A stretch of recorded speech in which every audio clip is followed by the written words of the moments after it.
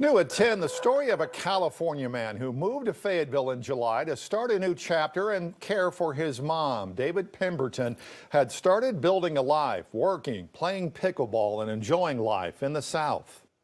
Then the 56-year-old's life was over in an instant after a suspect pursued by Arkansas State Police hit him head on. Tonight, we hear from his devastated brother, who believes the chase caused David's death, while ASP says the suspect is the one to blame.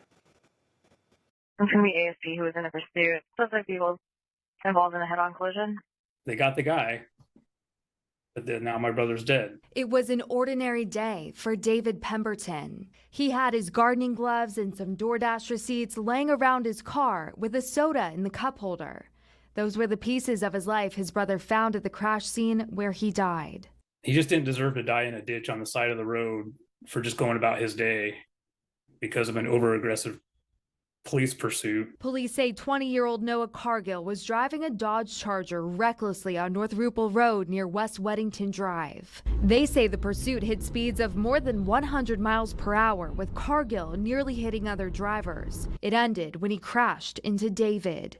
Ladder 7's on scene. We have a two-car head-on collision. You have entrapment with a fatality. I was at the scene with some family members, and we're looking around with roundabouts on either side, a school, apartment complexes, tons of traffic. I mean, I'm just trying to wrap my head around how that was deemed a safe pursuit. Now Jim is doing his own research, combing through the Arkansas State Police Handbook, which has pages on its pursuit policy.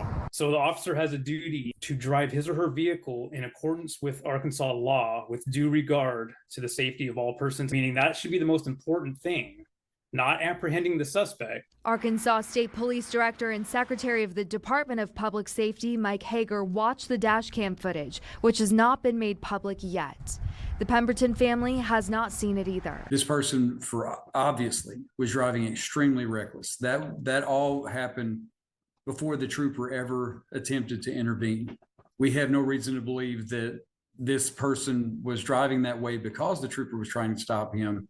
It was the exact opposite. Hager says the trooper pursuing Cargill was in the middle of making a decision whether to call it off or not, and had alerted other officers nearby of the pursuit before the crash happened. He was driving that way, again, before the trooper ever saw him.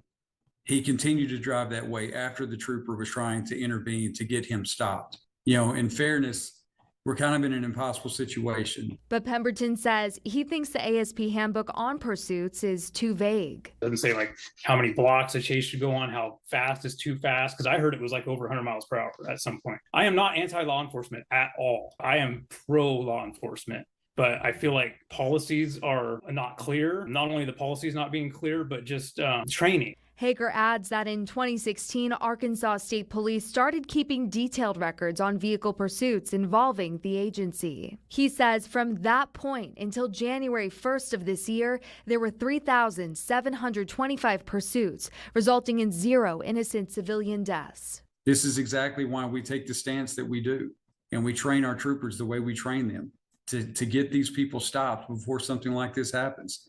It's tragic. It breaks our hearts. It's sickening. We all knew about this within minutes of it happening. You know, we would just simply ask that, you know, they focus the blame on the suspect. You know, our trooper was trying his best to fulfill his oath and protect the public from this. While the Pemberton family is still waiting to see that dash cam footage, Jim says he's working on his brother's legacy. With a petition, he hopes sparks adjustments in pursuit policies, not just in Arkansas, but across the country. He was my big brother, so he was my idol, and he was my best friend as an adult. If out of this I can save one life, that it's worth it, and my brother would be proud. After the crash, Cargill was booked into jail on suspicion of first-degree murder, fleeing police, and having a gun as a convicted felon. A study looked at the National Highway Traffic Safety Administration records and found that in 2020, there were 455 people who died in crashes involving police pursuits, more than the number of days in a year.